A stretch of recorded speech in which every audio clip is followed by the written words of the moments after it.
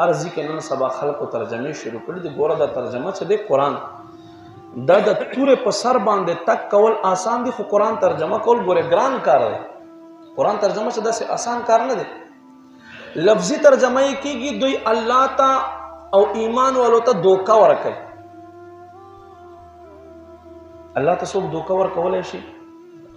نو چې دوکه نشي ورکولی ته داسې ترجمه څنګه کوي؟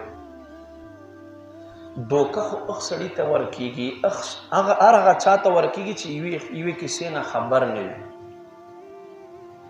نو الله خو له هر څه نه خبر دی.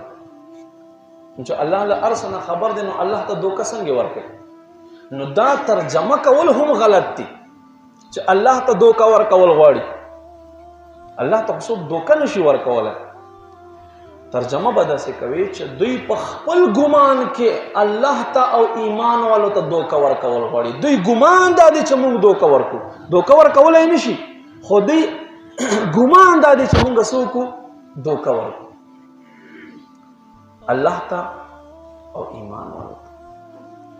نو الله یې نتیجه بیان کړه چې داسې خلک دي په خلکو کې چې موږ ایمان راوړو په الله او په آخرت، خو دوی ایمان وال نه دي. ولې ایمان وال نه دي؟ الله فرمای په دې وجه سره ایمان ول نه دي چې دوی په خپلو ګمانونو کې الله او الله رسول ته او ایمان والو ته دوکه ورکول غواړي. او فرمای دوکه نه ورکوي الا انفسهم، مګر ځانونو خپلو ته دوکه ورکوي، ځان ته دوکه ورکوي.